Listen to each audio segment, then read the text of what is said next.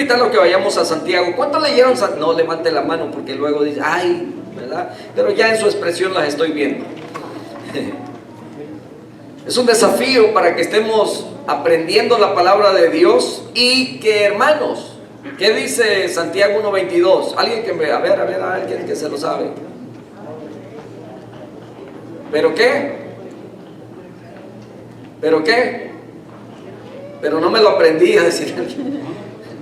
Pero sed hacedores, no tan solamente oidores, engañándoos a vosotros mismos, ¿verdad?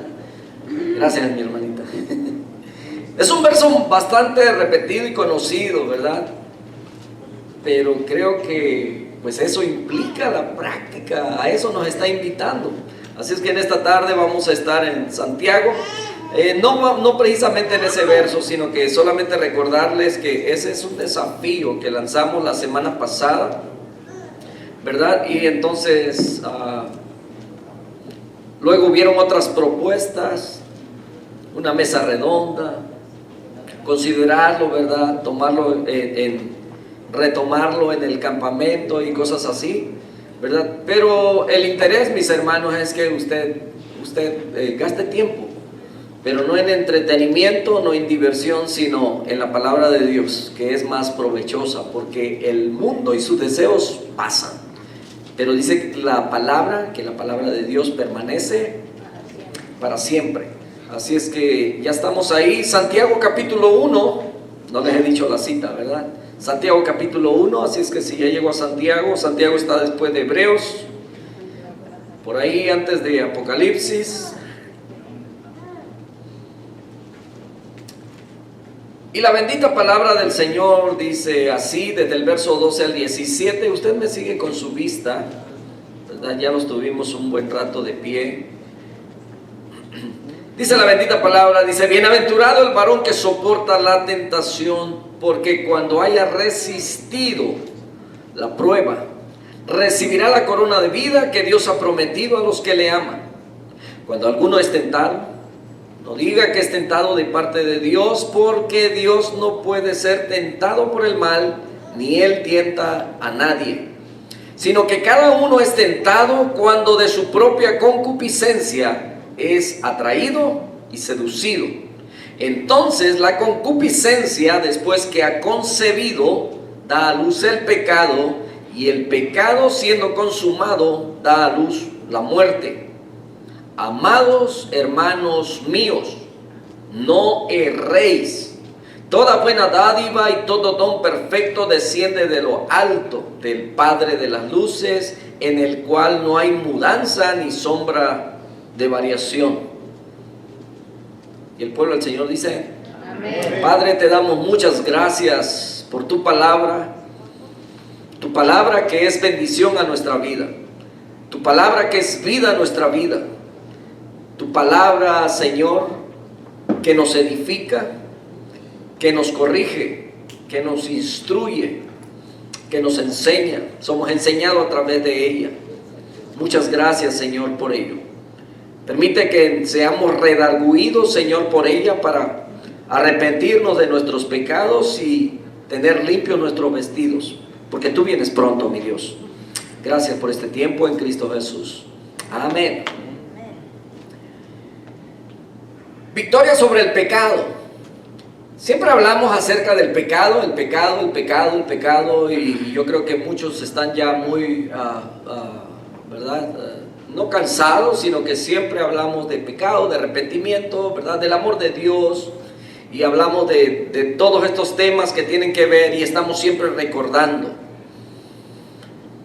La Escritura siempre es un recuerdo para nosotros. Él está recordando. Muchas veces cuando nos sentamos y escuchamos a alguien y decimos, bueno, dependiendo de los años que llevamos en la iglesia, yo pues gracias a Dios desde muy pequeño fui llevado a la iglesia, estuve en la escuela dominical, ¿verdad? Y hemos escuchado una y otra vez el consejo, y quizá siempre el consejo. Pero siempre repito esto, mis hermanos, que la palabra de Dios es viva y es eficaz. Es lo que la palabra de Dios dice, y es verdad. Es como el alimento, ¿verdad? siempre recordando. ¿Cuántas veces hemos comido frijoles en nuestra vida? Se imagina, bueno, nosotros los mexicanos, los hispanos, los que conocemos el frijol, ¿verdad? Hay quienes, bueno, no conocimos el frijol hasta hace poco. El arroz, ¿verdad? Y así cada país o cada cultura tiene sus de lo que, ¿verdad? Su forma de vivir, los tipos de comidas diferentes, ¿verdad? Pero así como el alimento que empezamos a usar desde muy pequeños, ¿verdad? La sopita, quizás no comíamos los frijoles desde que estábamos muy pequeños porque no teníamos dientes, pero nos daban juguito de frijoles, ¿verdad? Y desde ahí agarramos un colorcito muy parecido al frijol. Y si contáramos las veces que hemos comido frijoles, hermanos, hemos comido más frijoles que carne, yo creo, ¿verdad? Y si pudiéramos enumerar todos los tipos de comida y las veces que los hemos repetido, y que nunca saliera de nuestro cuerpo todo lo que hemos comido, imagínense qué tan grandes estuviéramos.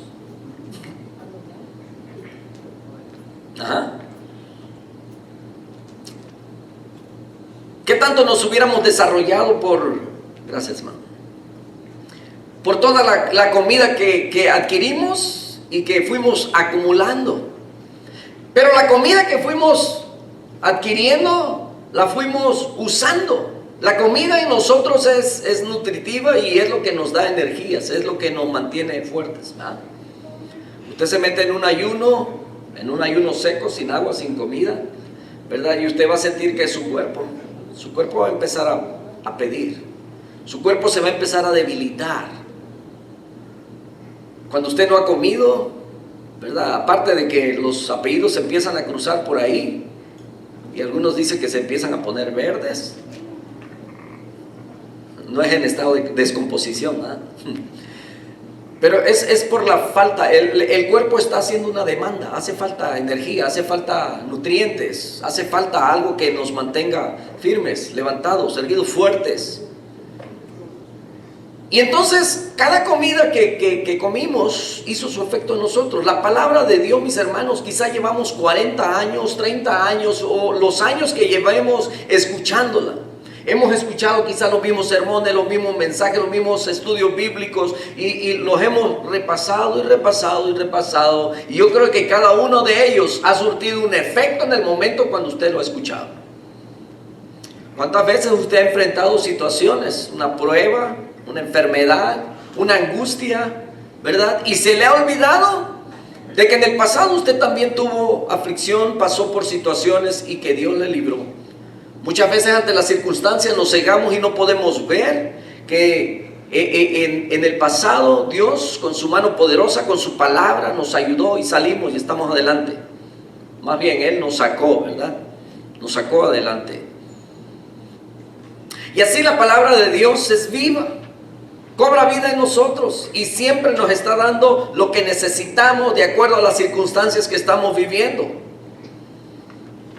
¿Le ha pasado a usted que a veces está angustiado, tiene algún dolor, está a lo mejor en un estado de depresión? Dice, los cristianos se deprimen. Pues Elías estaba deprimido.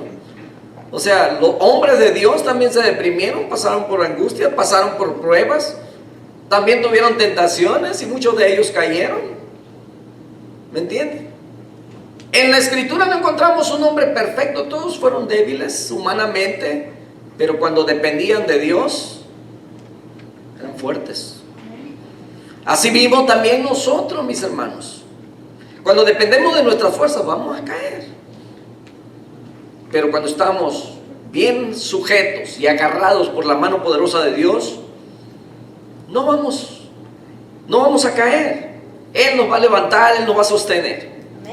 Bienaventurado el varón que soporta la tentación, porque cuando haya resistido la prueba recibirá la corona de vida que Dios ha prometido a los que le aman. Estamos hablando de la victoria sobre el pecado, mis hermanos. Porque muchas veces a lo mejor hemos escuchado acerca del pecado, la tentación, ¿verdad? La debilidad de nosotros. Pero ¿cómo enfrentamos el pecado? ¿Cómo podemos ser victoriosos ante el pecado? Hemos entendido qué es el pecado. El pecado en realidad es fallar al blanco, errar al blanco. ¿Sí han visto cuando los tiradores, ya sea de flecha o ¿verdad? Los que, ¿cómo se llama el otro? Tiro al blanco, ¿verdad? Con rifle. Son muy pocos los que le pegan al puro centro. Y pecado es precisamente eso, errar el blanco.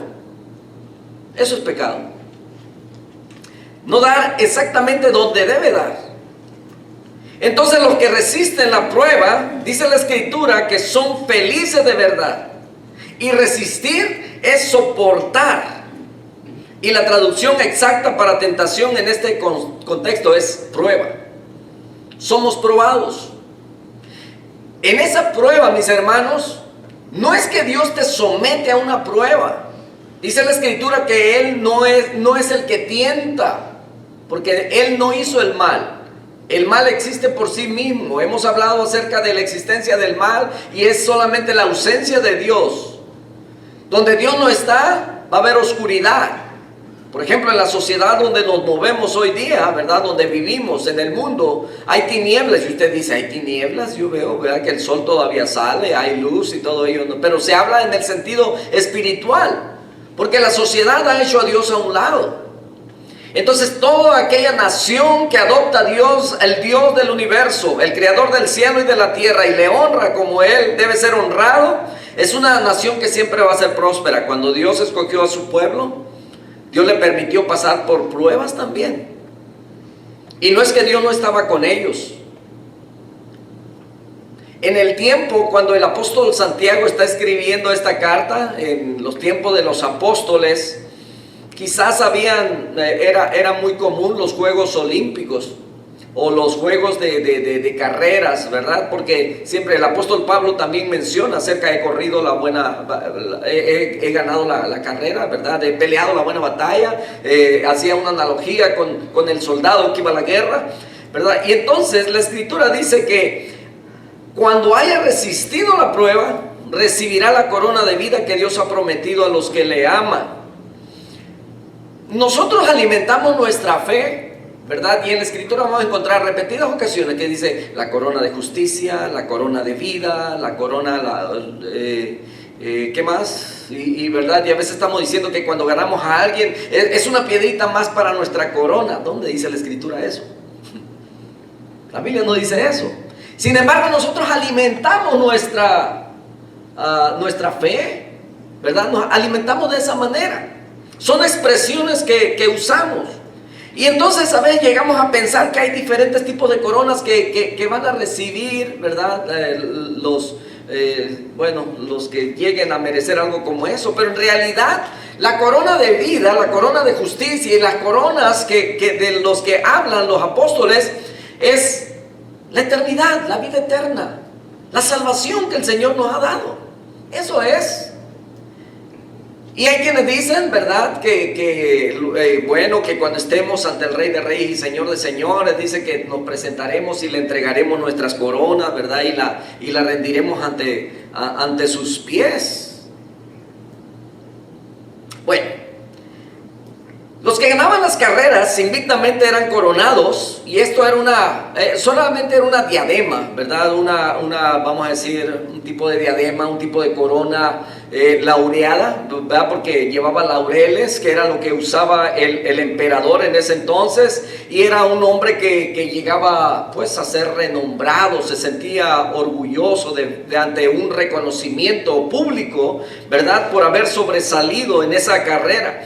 Y entonces el cristiano que ha pasado la prueba con éxito y victoria recibirá la corona de vida que Dios ha prometido. El creyente lo recibirá ¿cuándo? ¿Cuando muera? Cuando Cristo venga en su gloria y dice los santos ángeles con Él. Dice la Escritura que Él viene en las nubes, y aquí dice Apocalipsis 1:7, y todo ojo le verá. Pero antes de esa, que es la segunda venida física del Señor a la tierra, ¿verdad? Está el rapto.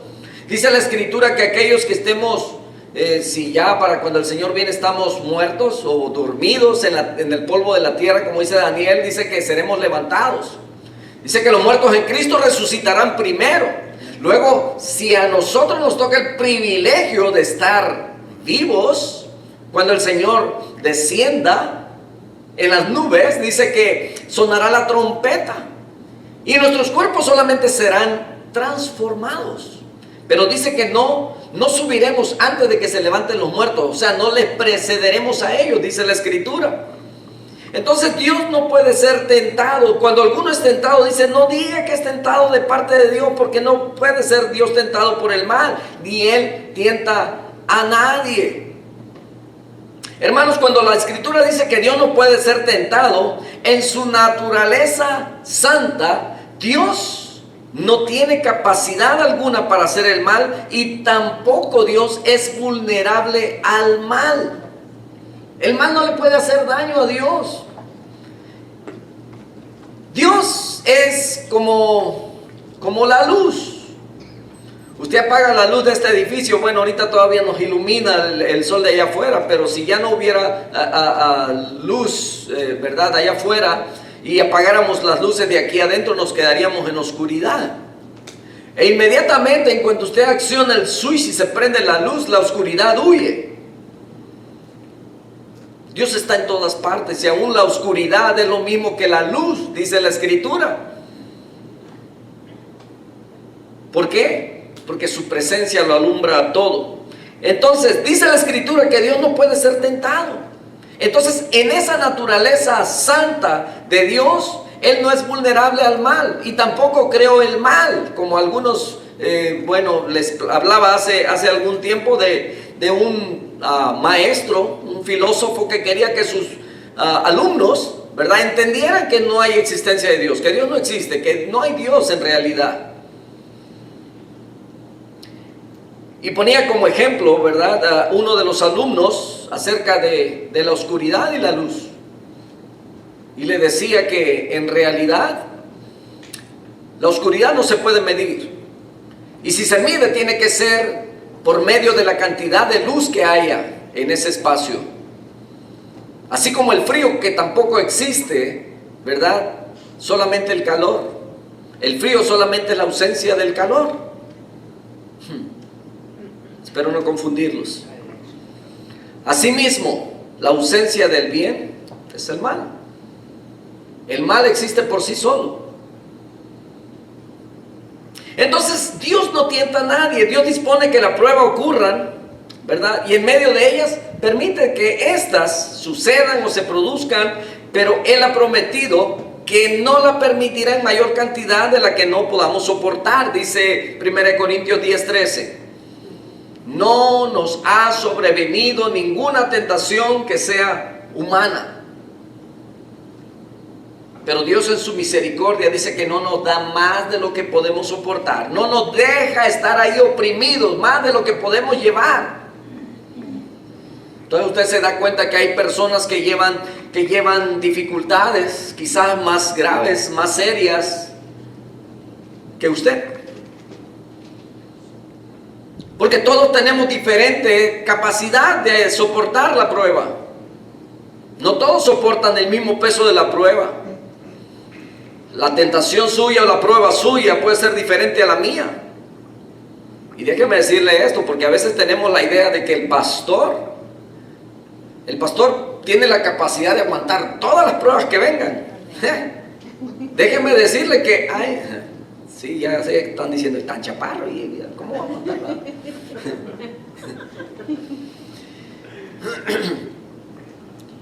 Pero hay hermanos, hay familias, hay miembros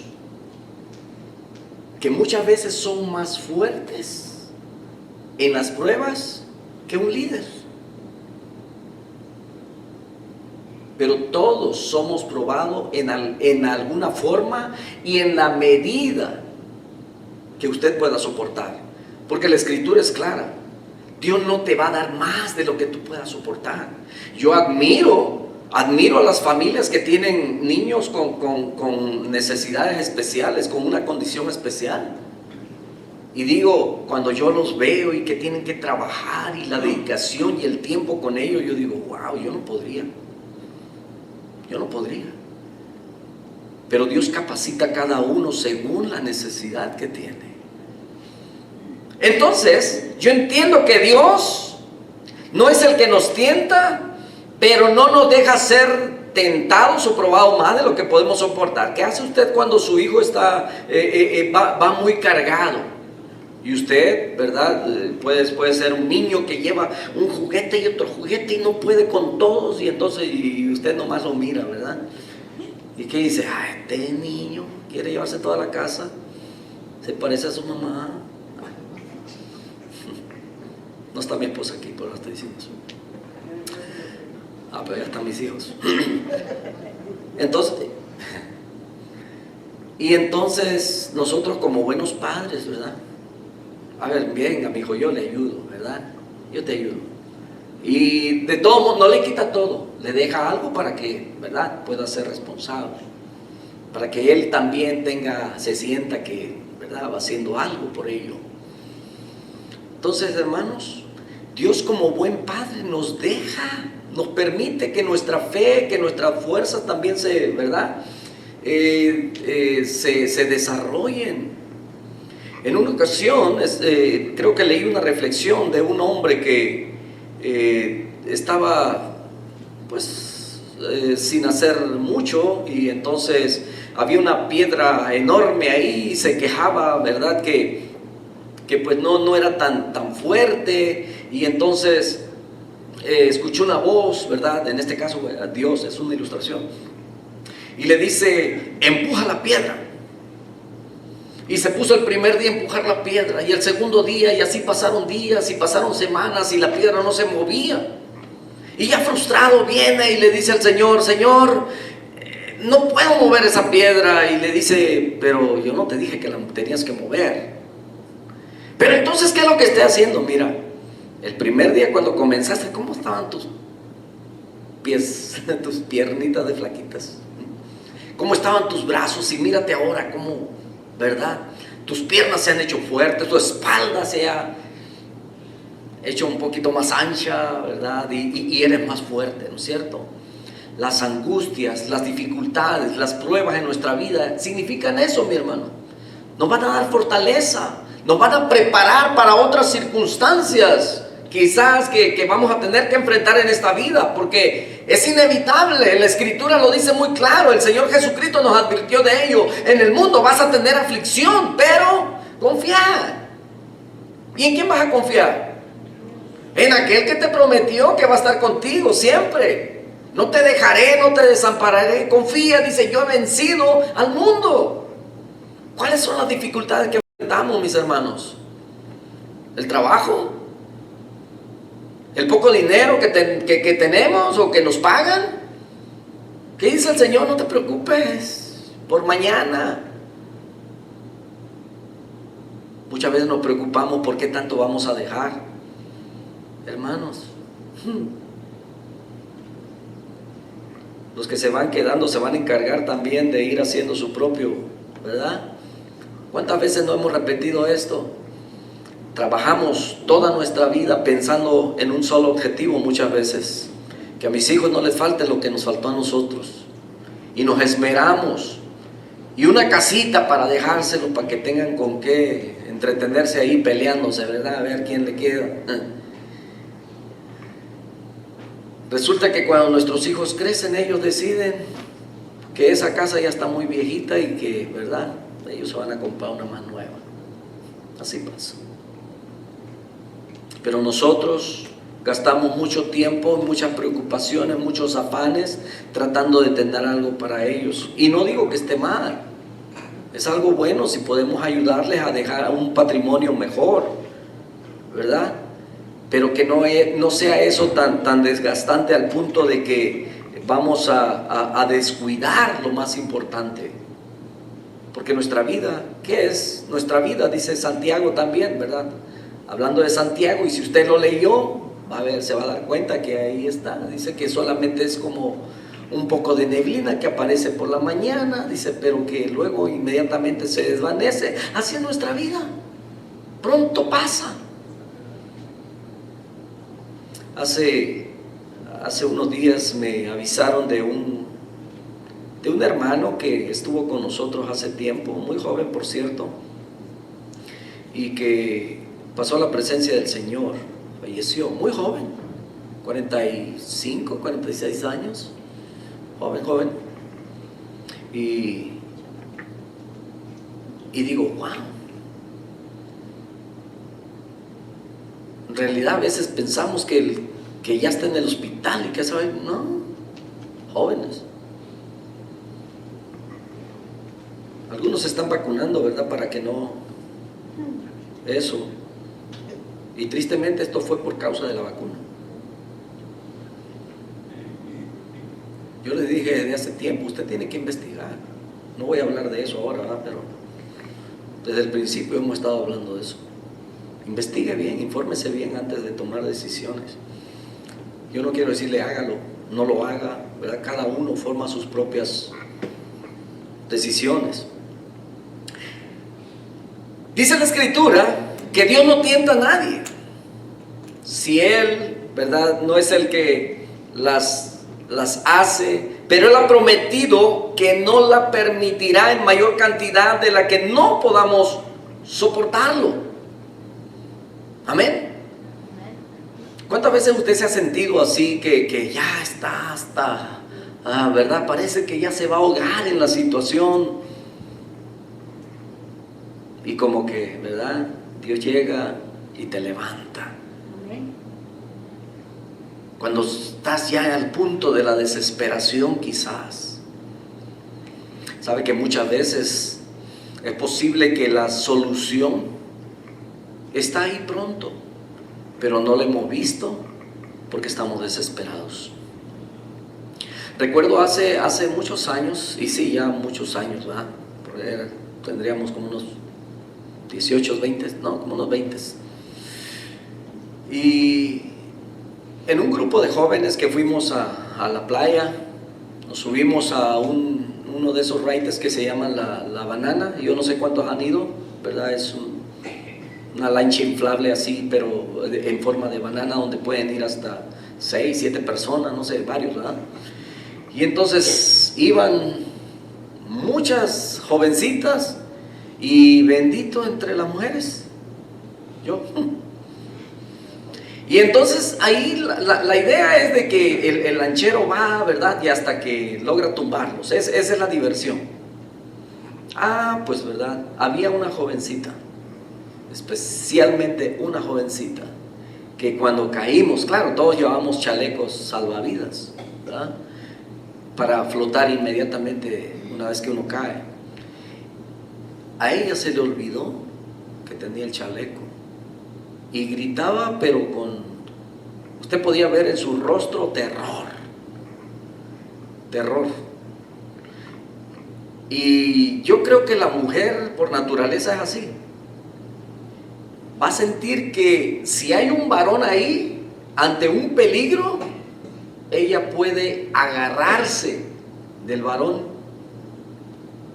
Pues le digo, bendito entre las mujeres. Y todas tiraron agarrón una del pelo y yo queriendo sacar la cabeza, ¿verdad? Y todas me estaban bautizando ahí. Pero había una bien desesperada.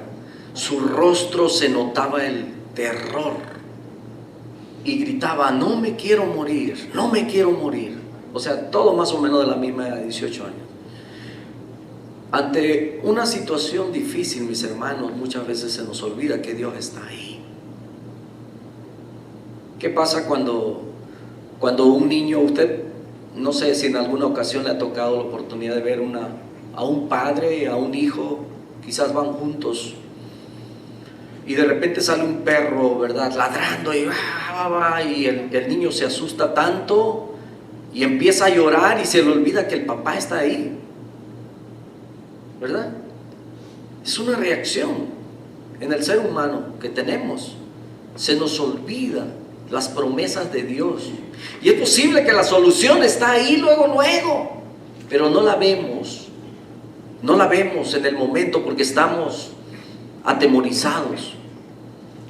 Por eso la Escritura dice: someteos pues a Dios, resistid al diablo y de vosotros huirá. Pero hay otro verso que también dice: sed sobrios y velad, porque vuestro adversario el diablo, como león rugiente, anda buscando a quien devorar. Hermano, el diablo no te va a devorar. Yo me imagino que el diablo está como encadenado. Yo me imagino que la Biblia dice que será encadenado, pero ¿verdad? De los 1000 años. Pero yo me lo visualizo así. Está encadenado de tal manera que va a rugir, va a querer acercársete a ti, pero Dios no lo permite. Está sujeto. No va a llegar a ti. Caerán a tu lado 1000 y 10,000 a tu diestra, mas a ti no llegará. Esa es una promesa de seguridad que hay para tu vida. Entonces, dice la Escritura, ¿verdad?, que la prueba viene, pero también dice que de nuestra propia concupiscencia. Cuando leemos ahí dice: sino que cada uno, dice, es tentado cuando de su propia concupiscencia es atraído y seducido. Y voy a explicar algunas palabras que a lo mejor no hemos entendido bien. Eso de nuestra concupiscencia, mis hermanos, se refiere a esa naturaleza que está dentro de nosotros, a los deseos pecaminosos que brotan del alma, no del cuerpo, del alma. El cuerpo se convierte en un instrumento para pecar, pero eso lo decide el alma. ¿Pecará el espíritu? El espíritu es solamente el soplo de vida, y eso le pertenece a Dios. Cuando sucede la separación, el cuerpo va al polvo, el espíritu vuelve a Dios, pero el alma que pecare, esa es la que morirá, dice el Señor. ¿Y qué es el alma? Lo hemos explicado también. Son los sentimientos, son las emociones, es la voluntad, es la mente, es con lo que decidimos. Y lo que decidimos adentro de nosotros es lo que este cuerpo obedece. Hoy no tengo ganas de ir al templo. La carne no se siente con ganas de ir, trabajó toda la semana. Te mereces estar en la casa. No vayas en la mañana, ve nomás en la tarde. O viceversa. O nomás ve el miércoles. Mucho fanatismo, ¿verdad? Y la carne dice amén. Y la Escritura lo dice bien claro, que hay una lucha. El apóstol Pablo lo dice: hay una lucha entre la carne y el espíritu. El espíritu quiere agradar a Dios. Hermano, ¿cuántas veces usted ha planeado cosas grandes y buenas para Dios? En un estado de emoción a veces nos decimos: hombre, Dios, si tú me das fuerza, me das energía, yo voy a salir, voy a tocar puertas, voy a llevar, ¿verdad?, a repartir volantes, invitaciones, no sé, voy a hacer esto y el otro. ¿Cuándo? Y bueno, se presenta la oportunidad, pero dice: nunca descanso. Y pues hoy voy a descansar.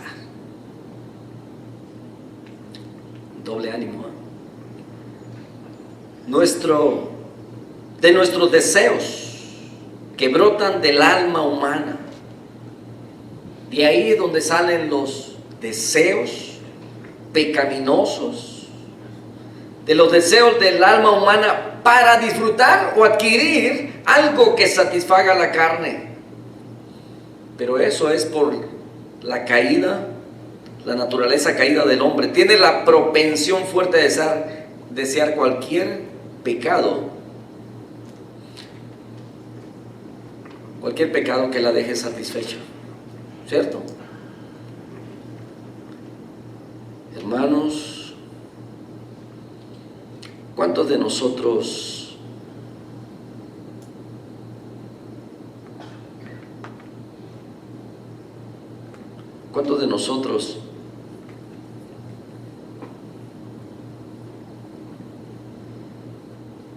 hemos sucumbido ante los deseos de la carne?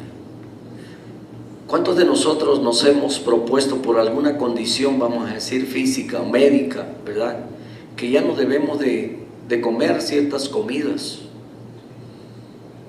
Pero sabe que todo aquello que creemos que es más dañino, ¿acaso no se convierte en lo más deseado? Aquello que te prohíben parece que es lo que más tu cuerpo desea. ¿No le ha pasado a usted que cuando trae dinero en su bolsa no se le antoja nada? Y cuando no trae ni para un chicle, se le antoja todo. Si tuviera $5, me comprara un elote con mucha crema y queso y chile, tajín, chilpintín, no sé cómo es. ¿Qué te ha pasado? Ya le estoy provocando deseos de salirse a comprar un elote. En nuestra cultura, mis hermanos, el pozole, el menudo, qué sabroso, aunque haga mucho calor, con todos sus ingredientes y verduritas que llevan. Espero que de eso nos den allá donde vamos a ir después.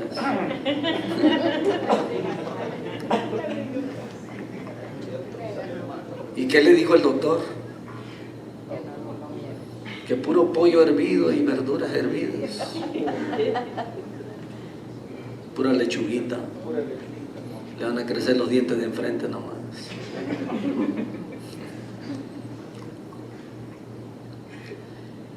Y siempre aquello que nos es prohibido nos es más atractivo, nos atrae más. Siempre es así.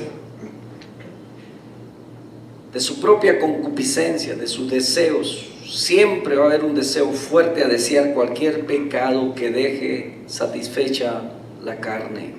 Por eso dice la Escritura, no tiene la culpa Dios, no tiene la culpa el diablo, no tiene la culpa el mundo. Sabemos lo que es el mundo, sabemos la intención del enemigo es destruirnos y usa precisamente los mismos deseos que hay en nosotros para derribarnos, para hacernos caer en su trampa. Y dice la Escritura, muy claro lo está diciendo el apóstol, ¿verdad? Santiago, dice que somos atraídos. Esta palabra griega se empleaba para describir animales, ¿verdad? Que eran seducidos para caer en diversas trampas. Hermanos, yo sé que allá mi hermano Alex es cazador, ¿verdad? Y yo creo que los que han ido de pesca y los que han en alguna manera cazado algún animal, siempre va a haber alguna forma de atraerlos, ¿verdad que sí? No sé si a él también lo escuchaba en una ocasión decir que había un camino donde pasaban primero, ¿verdad? Tirando comida así para que todas las codornices llegaran y las agarraban comiendo, ¿verdad? Y facilito. El alimento. Son atraídos.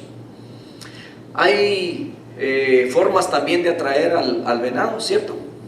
¿Verdad? Hay un olor que despide la hembra o algo así, ¿verdad? Que ahora lo venden como es un aroma, ¿verdad? Un spray. Entonces, y de esa manera se dice aquí que es atraído. Es atraído. El pescado, bueno, el pez, ¿verdad? Antes de ser pescado. El pez también. Es un anzuelo que lleva una carnada. Y tiene que ser de lo que, ¿verdad? Yo creo que han descubierto qué es lo que le gusta a qué tipo de pescado. Y es por esa razón que usan diferentes tipos de carnada, ¿verdad? Y según lo que quieran pescar es lo que van a lanzar. El diablo, mis hermanos, no conoce su corazón, ¿o sí? El diablo no conoce sus pensamientos. Claro que no. Como tampoco conozco el corazón de mi esposa, pero sé que le gusta los taquitos al pastor. Llegamos a conocer ciertos gustos de aquellos que estamos más cercas. Sí. Entonces el enemigo no conoce nuestros pensamientos. El único que lo conoce es Dios, porque Él es omnisciente. El enemigo no. El diablo no conoce nuestro corazón, pero nosotros se lo hemos dado a conocer.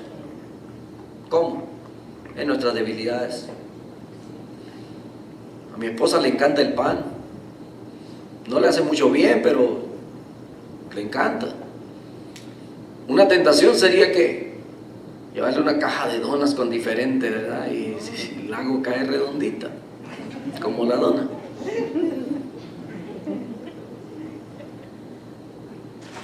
Conocemos. Asimismo, el enemigo nos ha llegado a conocer y sabe cuál es nuestra debilidad, dicen en México, ¿verdad? Sabe de qué pata cojeamos, sabe dónde pegarnos para caer más fácil. Nos va a hacer como cuando queremos meter las gallinas al corral. ¿Qué hacemos? Le venimos tirando, ¿verdad? Semillitas, véngase chiquita, ahorita aquí la voy a poder agarrar porque allá me hace correr. Allá le voy a apretar el pescuezo porque quiero caldo de gallina. Ah, los míos son mansitos, no tengo que hacer eso. Pero de esa manera, dice la Escritura, que de nuestras propias concupiscencias somos atraídos, así como una presa puede ser llevada a una muerte cierta por medio de carnadas atractivas. Ya les expliqué estos tipos de animales, ¿verdad? Cómo los atraemos. Y entonces me acuerdo que en un tiempo yo quería cazar allá donde yo andaba, habían muchas ardillas y nunca pude cazar una. Y en una ocasión le dije a mi mamá, ¿cómo puedo cazar ardillas? Me dijo, ¿cómo quieres cazarlo? Pues con un rifle. Y entonces me dijo, cuando veas una, solamente tienes que hacer como un chillido. Las va a entretener y va a darte oportunidad de que puedas apuntar, porque son bien rápidos. Y sí, después ya empecé a comer ardillas. Entonces, pero dice la Escritura que de nuestra propia concupiscencia somos atraídos. Y esta palabra griega, ¿verdad? Ya les expliqué, es de seducción, es de atracción. Pero también dice seducido. Y este es un término, es el término que se usa para pesca. Y da la idea, ¿verdad?, de anzuelo y carnada. Entonces, el apóstol Santiago sabe lo que está escribiendo. Esa palabra en realidad quiere decir capturar con anzuelo o pescar con carnada. Es un término paralelo al atraído, pueden ser sinónimos, se pueden usar igual, atraído, seducido.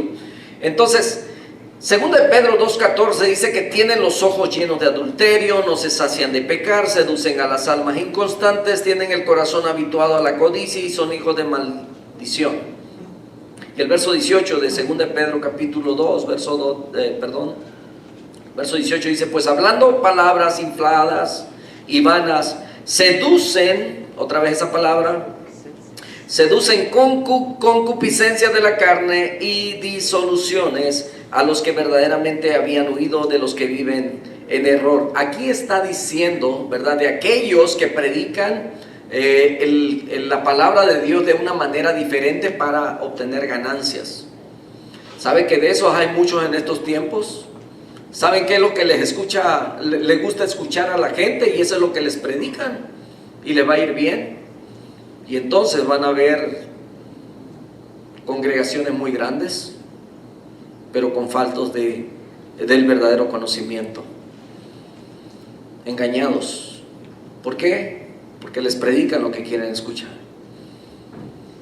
En los últimos años, y estuve hablando acerca de los falsos maestros hace poco, en las últimas décadas hemos visto un crecimiento de una ola que vino por ahí, ¿verdad?, acerca de la prosperidad, donde a la gente se le decía, ¿quieres ser próspero? Pacta con Dios, trae primero, siembra, porque si siembras, y usaban esa analogía, ¿verdad?, siembras un maíz y cuántos maíces vas a tener cuando salgan la milpa, la mazorca, ¿verdad? Cuántas mazorcas salen.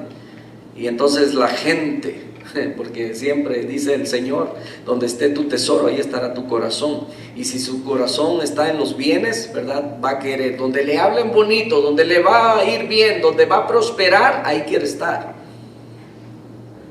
Quizás no le hablarán del arrepentimiento, del perdón, de la salvación, de la santidad, pero se llena escuchando lo que él quiere oír, seducido. Por eso aquí el apóstol Pedro habla acerca de estos, dice que hablan palabras infladas y vanas, seducen con concupiscencias de la carne, diciéndoles lo que es bueno, ¿verdad? Está hablando como de un liberalismo que hay disoluciones a los que verdaderamente dice habían huido de los que viven en error. El pecado, mis hermanos, no es un simple acto espontáneo, sino que el pecado es un resultado de todo un proceso.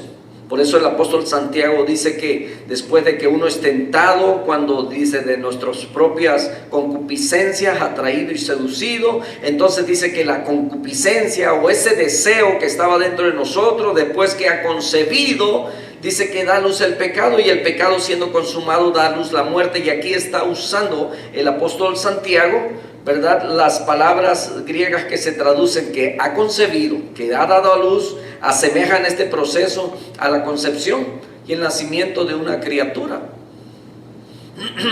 Entonces, de este modo, Santiago personifica la tentación y muestra que siempre sigue una secuencia similar y produce pecado con todos sus resultados mortíferos. ¿Cuál es el pago del pecado? La muerte, dice el Señor, porque la paga del pecado es muerte.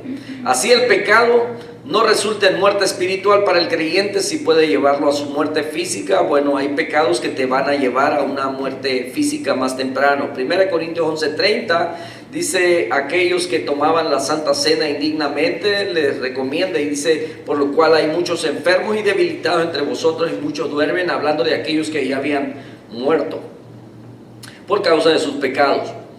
Y pecado dijimos que es errar al blanco. Ya estoy terminando. No erréis, dice la Escritura, dice el apóstol Santiago, no erréis. Y la expresión, mis hermanos, la expresión griega alude a equivocarse, a no dar en el blanco, a desviarse o a divagar. Entonces los cristianos no debemos culpar a Dios por nuestros pecados. Dios no tiene la culpa. Dice el apóstol Pablo cuando le escribe a los hermanos de Éfeso, capítulo 4, verso 30, le dice: y no contristéis al Espíritu Santo de Dios que está en vosotros, con el cual fuisteis sellados para el día de la redención. Desde el momento en el que nosotros oímos la palabra de verdad y creímos en ese evangelio de nuestra salvación, dice la Escritura que fuimos sellados con el Espíritu Santo de la promesa. Y el Espíritu se contrista cada vez que hay pecado en nuestra vida.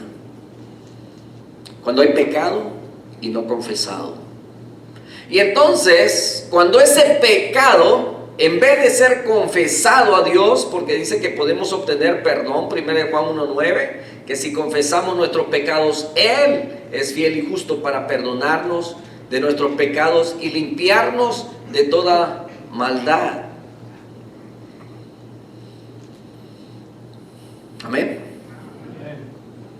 Pero cuando no nos arrepentimos, cuando no reconocemos nuestro pecado, ¿verdad?, y le echamos la culpa a alguien más, como lo hizo Adán, como lo hizo Eva, entonces tenemos un problema. Estamos justificando nuestro pecado. Y cuando justificamos nuestro pecado, entonces dice el apóstol Pablo: no apaguéis el espíritu. ¿Se puede apagar? El apóstol Pablo lo está diciendo. Se apaga cuando vivimos ya sin temor a Dios, cuando pecamos ya sin arrepentirnos. Y encima de no arrepentirnos, no, pues es que la culpa es de la hermana. Usted tiene que perdonar. Pues yo ya la perdoné, pero pues ella no cambia. Pues siga perdonando. ¿Hasta cuándo? 70 veces 7, dijo el Señor. No se le hace mucho.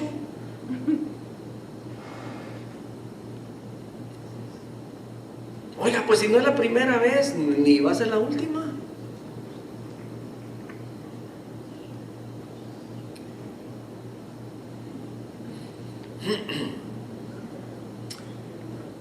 Hermanos, toda buena dádiva y todo don perfecto. Estas son dos palabras que también en griego significan regalo, las dos. Dádiva es un regalo, don también es un regalo, pero dádiva es aplicado a lo que se da, a dar. Dádiva, dar. Y el don es al objeto, a lo que se recibe o a lo que se recibió. Entonces dice que toda buena dádiva, todo don perfecto, estas vienen de parte de Dios. Entonces, el Padre dice de las luces, en el cual dice que no hay sombra de variación, no hay mudanza en él.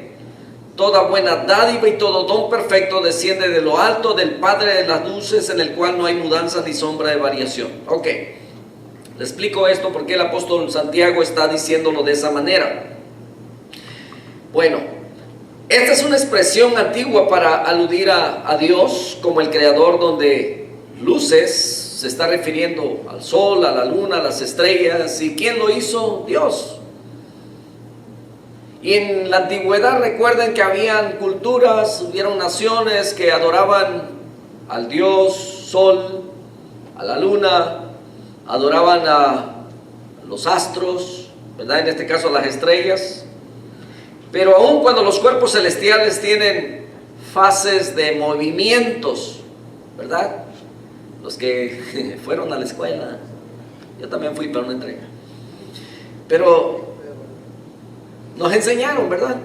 Que hay movimientos de, sí se acuerdan, de rotación y de traslación. Entonces, estos cuerpos celestiales tienen fase de movimiento, rotación, y estos dictan los pasos de los días, las noches, meses, años, estaciones, ¿verdad?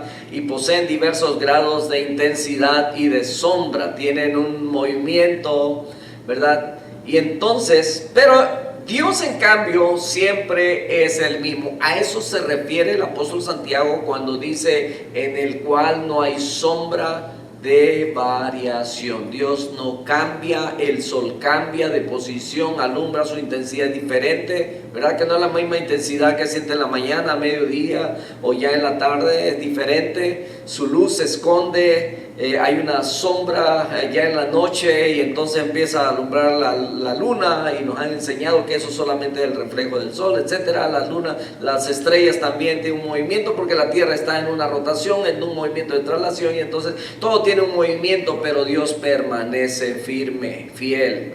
No hay sombra, no hay movimiento, Él no cambia. Por eso todo puede cambiar, usted cambia, el mundo cambia, todo puede cambiar, pero Dios sigue siendo el mismo. Por eso el apóstol Santiago lo dice de esta manera: en cambio Dios es el mismo, nunca cambia, porque no sigue ese tipo de patrones que siguen el sol, la luna. Seamos pues victoriosos, mis hermanos, ante el pecado, ¿verdad? Y sigamos sin desmayar nuestra meta, puestos los ojos en ¿quién? Muchas veces andamos buscando modelos. No busque modelos aquí en la tierra. La Escritura nos da el mejor modelo. Dijo el apóstol Pablo: sed imitadores de mí como yo de Cristo.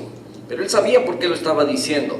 En estos tiempos los zapatos que usaba el apóstol Pablo, a cualquier predicador, a cualquier pastor, a cualquier maestro, nos quedan muy grandes. El apóstol Pablo tuvo revelaciones de Dios. Dice que fue hasta el tercer cielo. Era un hombre que después... Perdón, no sé qué fue.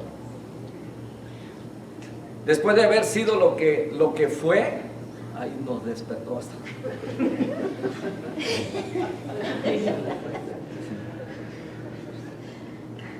Ya sonó la trompeta.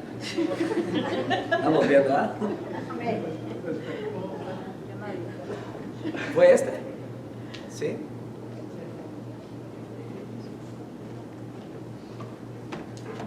Bueno, vamos a terminar sin él.